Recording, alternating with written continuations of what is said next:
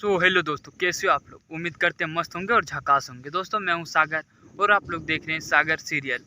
तो दोस्तों मैं बता दूं कि आपका जो मन सुंदर एपिसोड देखने में काफ़ी मतलब अंदर ख़त्म हो गया है, क्योंकि अभी हुआ है क्या कि जो रूही है ना, रूही को नहार की दादी वो रूही को घर से निकाल दी है।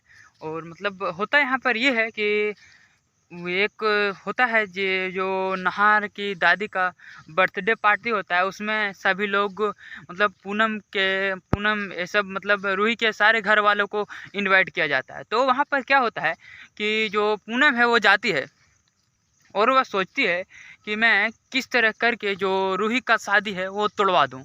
तो पूनम कुछ कांड करती है और वह एक जो चिपलेटर होता है उसमें सारा जो पहले का वीडियो होता है वो डाल लेती है, जिसके बाद वह पार्टी में चली जाती है।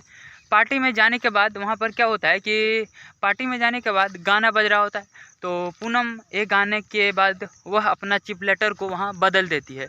तो चिपलेटर बदल जाने के बाद समर जैसे ही गाना प्ले करता है और वह चिपलेटर को लगाता है, वैसे ही वहाँ पर रुचिता का वीडियो आ जाता है, जिसमें रुचिता यह सब बोल रही होती है कि रूही मेरी अपनी खून नहीं है, लेकिन रूही का हमसे दिल का रिश्ता है और जूही का खून का। यह सब वीडियो जो होता है ना, वो नहार के पूरे घर वाले मतलब गोइनका परिवार के लोग देख लेते हैं।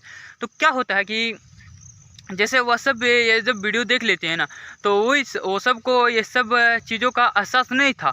वो मतलब वो सब को ये सब के बारे में पता नहीं था। तो उन लोग काफ़ी गुस्सा हो जाते हैं और कहते हैं मतलब नरेश जी, हमको आपसे ये उम्मीद नहीं थी, आपने इतना बड़ा राज कैसे छुपा लिया। और वो जो रूही 12th तक पढ़ी हुई है, वो उसमें मैंने भी कुछ नहीं बोला, क्योंकि चलो छोड़ो हटाओ, मैंने सोचा तो मतलब आपने इतना बड़ा हमसे झूठ क्यों छुपाया और हमसे इतना बड़ा झूठ क्यों बोला। यह सब जैसे है नहर का पिताजी वो नरेश को बोलते हैं और काफ़ी लोग मतलब भड़कने लगते हैं।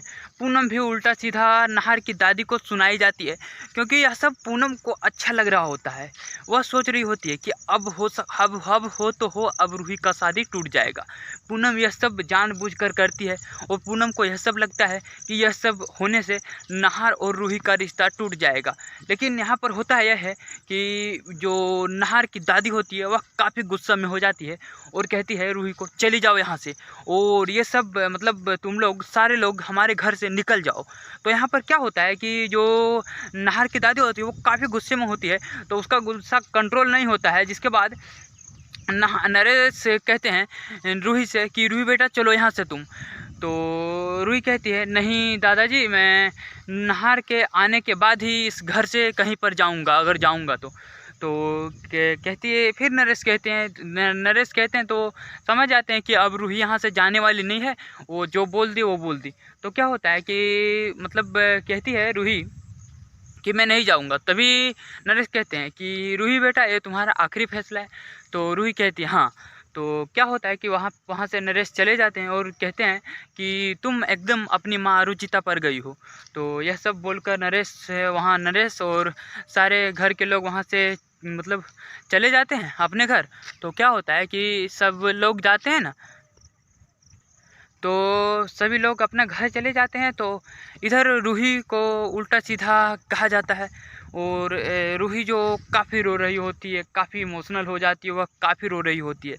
मतलब मानो उसके सर मतलब पाँव के तले ज़मीन खिसक गई हो, वो काफ़ी रोती है। लेकिन क्या हो सकता है, अब तो यहाँ पर नहार भी नहीं है। वो नहार का फ़ोटो लेकर रात भर रोती है और एक डायरी होता है जिसमें वह सब कुछ लिखती है और अपने माँ को लिखती है कि माँ, आप ही ने तो कहा था ना कि मतलब कहते थे कि बाहर का सुंदरता से ज़्यादा अंदर का सुंदरता आदमी को मतलब अच्छे लगता है। तो यहाँ उल्टा हो रहा है, ये सब अपने डायरी में लिखती है। तो यहाँ पर क्या होता है कि वह नहार जी का जो फ़ोटो होता है वो लेकर और मतलब वो सोती नहीं है, जैसे बैठी होती है तो उसको आँख लग जाता है और वह नीचे ज़मीन पर ही सो जाती है। वह सो जाती है। इसके बाद क्या होता है कि वो उसका आँख लग जाता है। फिर जैसे सुबह होता है तो सुबह जो नहार की दादी होती है वह आती है रूही के यहाँ, और रूही के हाथ से मतलब रूही सोई हुई होती है ना, तो वो क्या करती है कि रूही के हाथ से उसका फ़ोटो और डायरी और जो उसका कपड़ा होता है अलमीरा में रखा हुआ वह सब लेकर और एक बैग में भर के कूड़ेदान जिसे घर का कचरा का डब्बा बोलते हैं उसमें डाल देती है। तो रूही अचानक से उठती है, सोचती है अरे मेरे डायरी कहाँ गया और नाहर जी का फ़ोटो, ये सब देखकर वह चौंक जाती है और वह अपने अलमीरा में जो होता है वह कपड़ा भी नहीं देखती है। तो वह यह सब देखकर काफ़ी चौंक जाती है। तभी वह इधर उधर घूमने लगती है। तो वह बाहर निकलती है तो वहाँ पर जिसमें कचरा का डब्बा होता है उसमें होता है रूही का सारा कपड़ा और सारा सामान, डायरी वगैरह। तो क्या होता है कि डायरी उठाती है और बाहर जाती है। तभी वहाँ पर नाहर की दादी आती है और कहती है क्या हुआ, चौंक गई क्या? तो रूही देखती है तो कहती है कि हाँ तुम्हारा कपड़ा यही सी कचरे में होना चाहिए, सुबह सुबह घर के बाहर क्या फेंकना चाहिए कचरा। तो वो मैंने कचरा को साफ़ किया, तो जो वो कचरा था उसको मैंने साफ़ कर दिया। यह सब नाहर की जो दादी होती है यह सब बोलती है। तो यहाँ पर क्या होता है कि जो नरेश होते हैं वह समझाते हैं, लेकिन मतलब माँ इसको इस तरह से निकालना सही नहीं है। तो बोलते हैं कि मतलब वो बोलते हैं नाहर की दादी कि क्या करें, तुम लोग कुछ नहीं बोलोगे, बस अब तुम लोग का बस हुआ, और मतलब अब जो तुम लोग कुछ नहीं बोलोगे अब रूही यहाँ से जाओगी। अगर इसके मन में अगर थोड़ी सी भी लाज शर्म बची हुई है तो ये यहाँ से चली जाएगी।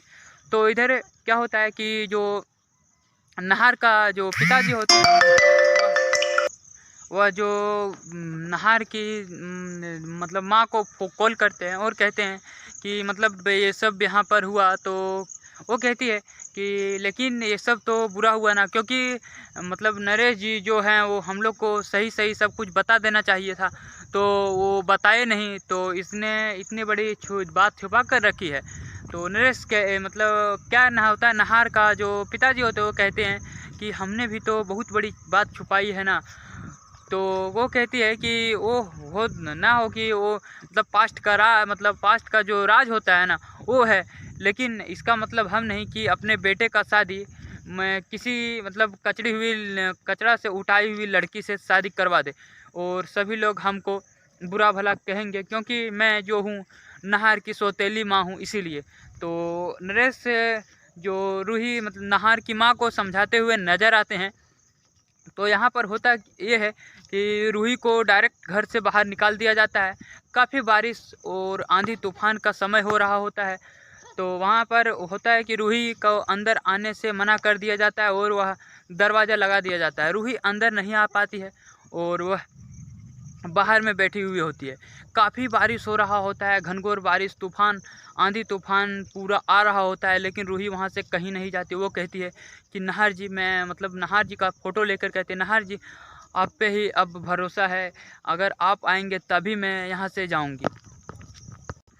तो यहाँ पर होता ये है कि जो नाहर के लिए रूही बैठी होती है वहाँ पर काफ़ी ज़्यादा पानी जैसे पड़ रहा होता है और आंधी तूफ़ान का संभावना होता है, काफ़ी आंधी तूफ़ान जैसे चल रहा होता है। तो क्या होता है कि रूही वहाँ पर बैठी हुई होती है और वह मतलब कहीं पर भी नहीं जाती, वह वहीं पर बैठी रहती है।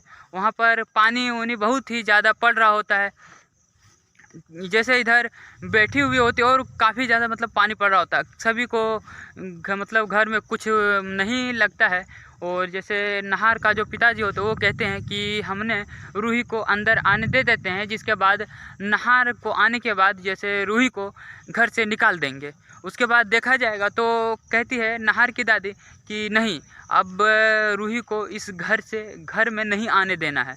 तो अब रूही जो है वो नाहर का आस में बैठी हुई है। तो देखिए दोस्तों, क्या अब नाहर जो है वो रूही का साथ देते हैं या नाहर भी रूही को ठुकरा देते हैं? तो देखते हैं दोस्तों आने वाला अपकमिंग एपिसोड में। तो दोस्तों अब तक अगर वीडियो पर बने हो तो वीडियो को लाइक, चैनल को सब्सक्राइब और बेल आइकन को ऑन कीजिएगा। मिलते हैं दोस्तों मन सुंदर किसी नए अपडेट में नए अंदाज के साथ। तब तक के लिए टाटा और बाय बाय।